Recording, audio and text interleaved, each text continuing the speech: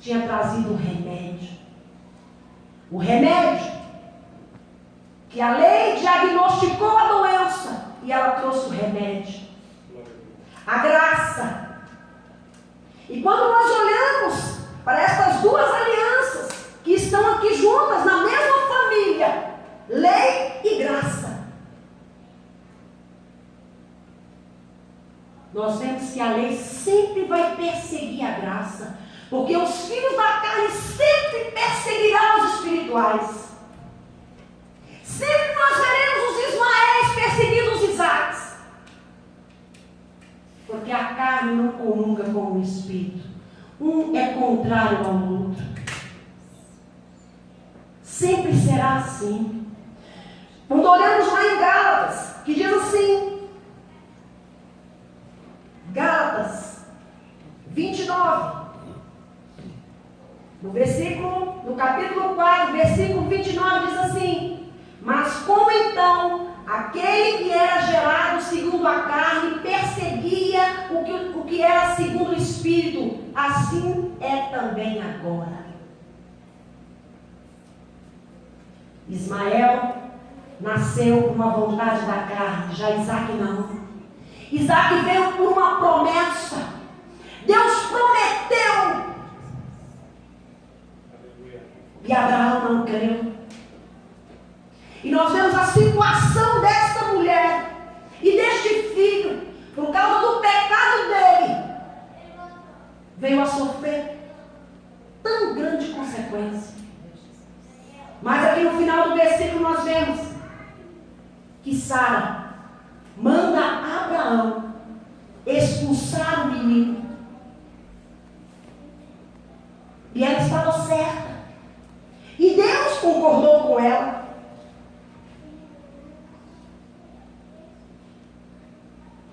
E disse a Abraão: faça conforme a minha serva tem dito.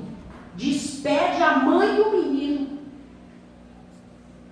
E assim ele fez. Despediu a mãe e despediu o menino.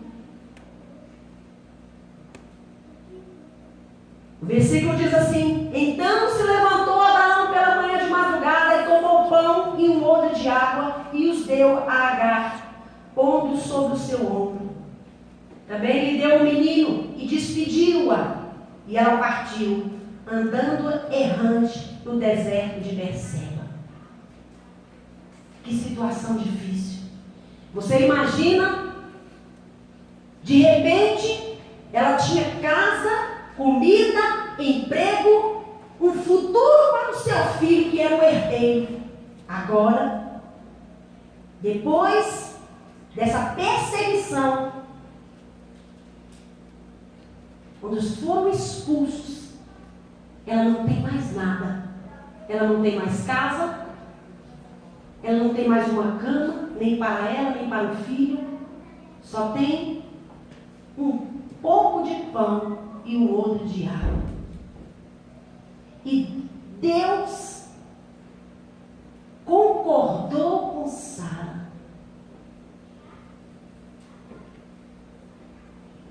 Porque o filho da livre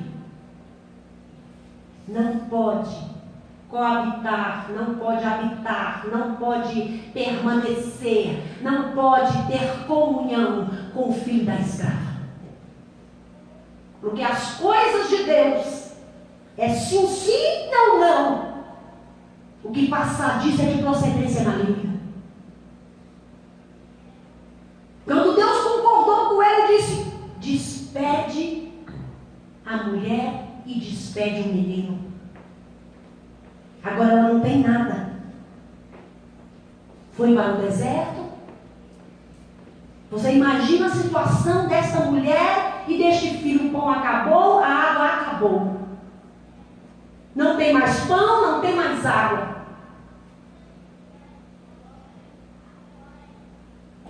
Nessa situação difícil. Mas Deus não é um Deus injusto. É, Jesus. Aleluia. Ele olha para o necessitado. Ele olha para o contrito. Aleluia. Quando ela fugiu a primeira vez, quando o anjo falou com ela e ela prontamente obedeceu, se sujeitou à sua senhora, foi lá se consertou com ela e Deus disse: farei de ti uma grande nação. Muitas vezes, quando pecamos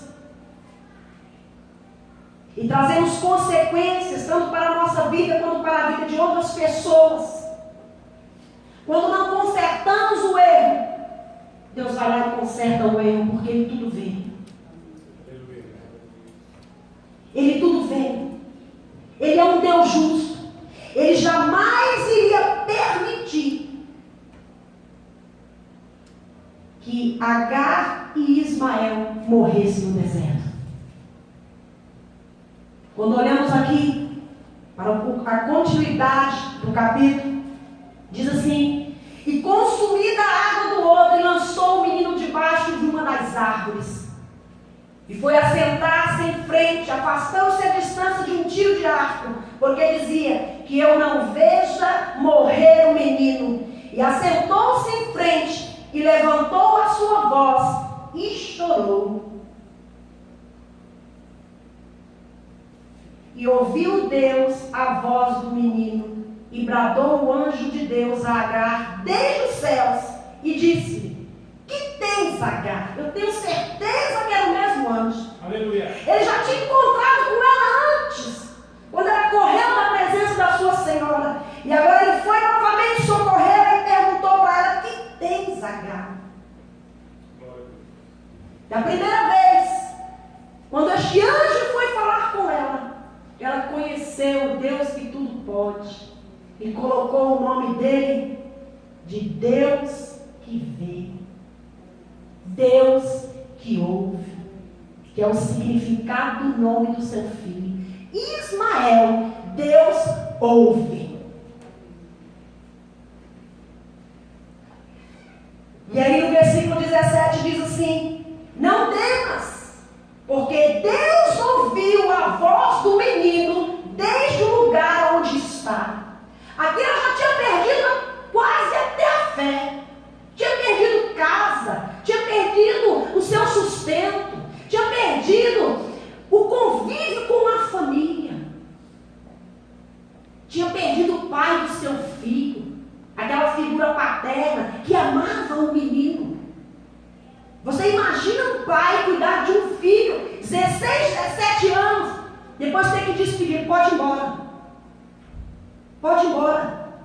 Você tem que ir embora. Quando Sara disse: despede o menino, era pela vontade de Deus, era para despedir mesmo. Porque lei e graça não andam juntas, não. Não andam. Lei é lei, graça é graça. A lei revela, a graça cura.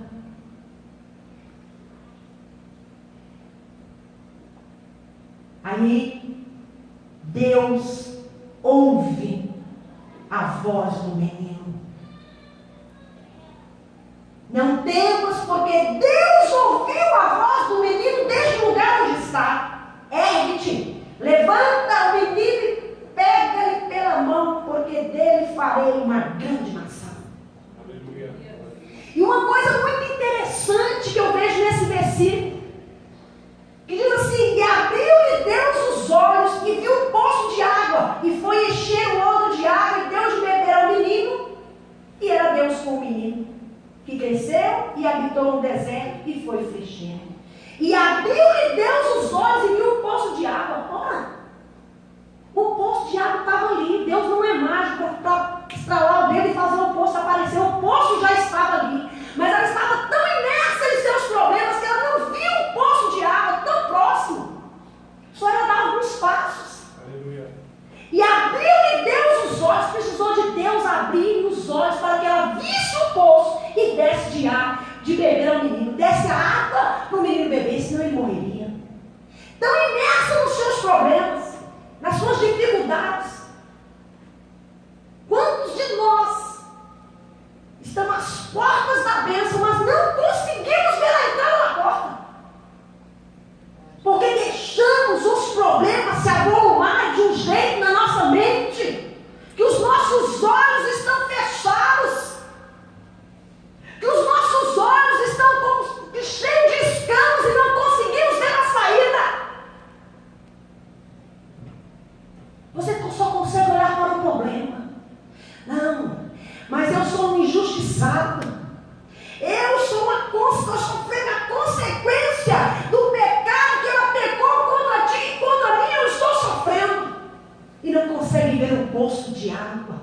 não consegue ver o escape.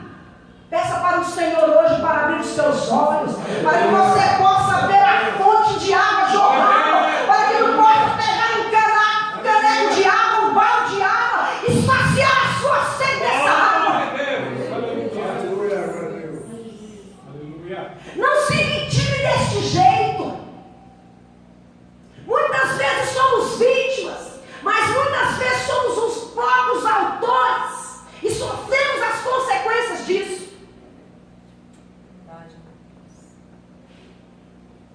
Porque muitas vezes nós confundimos perdão de pecado com ausência de consequência. Muitas vezes pecamos e vamos consertando o erro, vamos até a pessoa com a qual que prejudicamos, aquela pessoa que nós pecamos contra ela, consertamos e achamos, não, já está tudo bem. Perdão de pecado não significa que não haverá consequência. Toda ação tem uma reação, tanto no mundo espiritual como no mundo físico. Se não fosse assim, seria muito fácil. A moça está na igreja, desvia, engravida, volta para a igreja, fazemos um apelo, quem quer reconciliar, ela vem, reconcilia, ajoelha aqui, chora, prontamente Deus perdoa, a igreja perdoa, entra em comunhão. Se a trombeta soar hoje, ela sobe, vai morar na Canaã celestial. Mas se a trombeta não soar, a criança vai nascer, porque a partir do momento que ela pediu perdão, o fruto do pecado não desapareceu do ventre, ele vai nascer. É uma consequência, é a consequência do pecado. E muitas vezes nós queremos que Deus seja mágico. A partir do momento que pedimos perdão, não queremos mais consequência. Nós temos que nos conscientizar que toda vez que pecamos, há uma transgressão, há uma violação dos preceitos de Deus, há uma violação naquilo que Deus determinou para que nós não fizéssemos e nós fizemos. Então sofreremos as consequências por isso. Mas fulano não fala comigo. Mas ciclano me humilha. Mas isso ou mais aquilo. Coloca a mão na sua consciência e vê o que você fez. Sofre calado. Consequência não é para sempre. Ela vai cessar. Porque nós não fomos feitos para morarmos dentro de um vale. Deus vai nos tirar do vale e nos vai nos exaltar. Deus vai nos tirar do nosso sofrimento e vai nos exaltar. A consequência vai passar. E Deus, misericordioso que é, bondoso que é, que não despreza um coração contrito e quebrantado na sua presença, se levantará em seu favor, segurará pela tua mão e vai dizer para ti: pode entrar, meu servo, pode entrar. Sou eu Deus que perdoa, sou eu Deus que levanta, sou eu Deus que dá vitória, e farei de ti uma grande mulher de Deus, um grande homem de Deus, uma grande serva e um grande servo meu. Tome posse dessa palavra. Tome posse desta palavra. Glória a Deus. Faça como esta mulher e como este filho.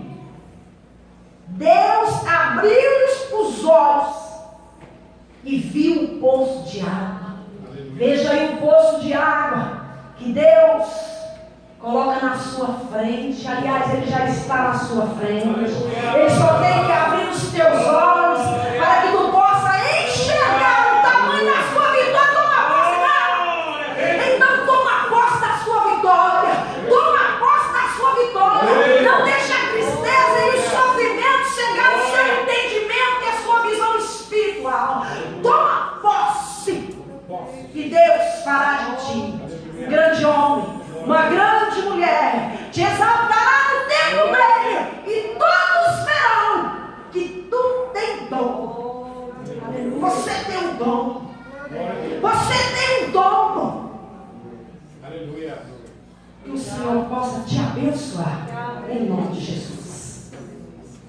Obrigado, meu